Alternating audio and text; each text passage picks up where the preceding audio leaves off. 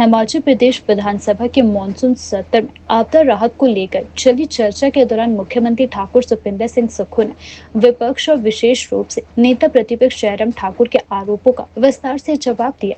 CM ने थोनाग में राजस्व मंत्री जगत सिंह नेगी के साथ हुए दुर्व्यवहार को दुर्भाग्यपूर्ण बताते हुए इसे राष्ट्रीय ध्वज के अपमान से जोड़ा। मुख्यमंत्री ने कहा कि जब राजस्व मंत्री थोनाग गए थे तब उनकी गाड़ी पर लगे तिरंगे पर छूटे फेंके गए और उनके साथ अपमानजनक व्यवहार किया गया। उन्होंने जोर देकर कहा तिरंगे के लिए कांग्रेस के नेताओं ने अपनी जान दी है। साथ ही विपक्ष द्वारा राहत कार्यों में गड़बड़ी और अयोग्य लोगों को राहत राशि देने के आरोपों पर मुख्यमंत्री ने कहा कि इस संबंध में राजस्व मंत्री को निर्देश दिए जाएंगे कि वे राहत कार्यों की जांच करें और यह तय करें कि किस स्तर पर लापरवाही हुई है। यदि अनियमितताएं पाई जाती है तो सख्त कार्यवाही की जाएगी।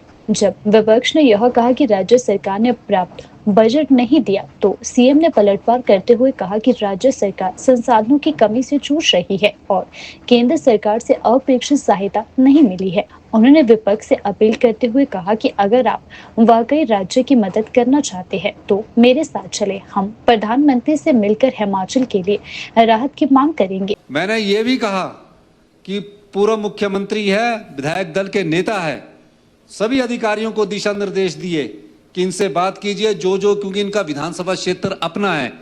इनको ये भी कहा गया कि हेलीकॉप्टर की सुविधा से, क्योंकि ये अपने क्षेत्र में नहीं जा पा रहे हैं, हेलीकॉप्टर की सुविधा इन्हें भी दीजिए।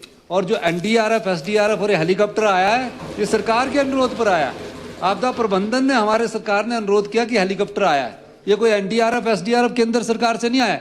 फर्स्ट रिस्पॉन्स कोई भी करता है वो सरकार होती है, राज्य की सरकार होती है। मैंने कहा सर, इनका जो सीआरएफ में इनका रोड डाला जाए, जंजाली से लेकर थुनाग तक, पहली प्रायोरिटी में दिया है, पहली प्रायोरिटी में। मैं ये कहना चाहता हूं कि दोषारोपण से काम नहीं बनने वाला। बादल फटने की घटनाएं बढ़ रही है, आप हमें दोष कर रहे हैं। 1.5 महीने से टेम्परेरी अभी है, टेम्परेरी हमने जोड़ा, और हम टेम्परेरी इसलिए कि अभी इतनी बरसात पड़ रही है। कुल्लू में बादल फट गया, किन्नौर में बादल फट गया, हर दिन हमें बादल फट रहा है।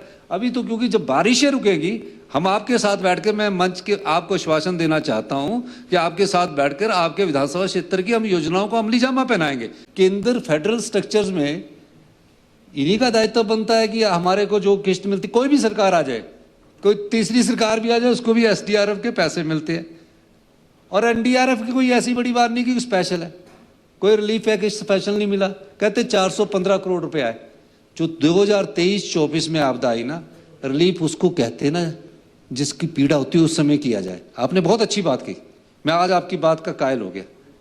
आप अपने केंद्र की सरकार के पास जाइए, 23-24 का जो रिलीफ है वो 2 साल बाद भी नहीं दे रहे।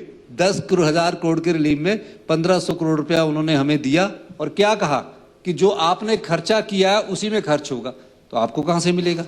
आप तो अभी गए हैं। जगत नेगी जी वहां के रेवेन्यू मिनिस्टर। रेवेन्यू मिनिस्टर का दायित्व क्या होता है?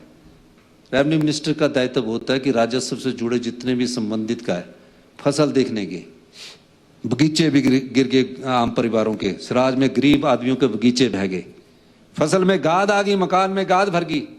आके कैबिनेट मीटिंग हुई और पहली ही कैबिनेट मीटिंग में हमने गाद वालों को, भेड़ बकरी वालों को, पशुपालन वालों का हमने स्पेशल रिलीफ पैकेज दे दिया। बात हुई कि हमारा थुनाग का कॉलेज क्यों बदला गया। माननीय पूर्व मुख्यमंत्री जी का मुझे फोन आया, मैं उनसे भी बात करता हूं। मैंने नेगी जी से बात की कि कोई ऐसी बात है, इन्होंने बोला कोई ऐसी बात नहीं। जब जाने लगे मेरी इनसे भी बात हुई, जाने लगे तो तिरंगे के ऊपर जूते फेंक दिए, तिरंगे के ऊपर काले वो फेंक दिए। मंत्री की भी अहमियत है, वो संविधान के पद पर बैठा हुआ व्यक्ति है, कोई भी है, और जो तिरंगा उसकी झाड़ी में लगा है उसका सम्मान करना हम सब लोगों का दायित्व बनता है। उस तिरंगे के लिए कांग्रेस पार्टी के कई नेताओं ने अपनी जान दी है।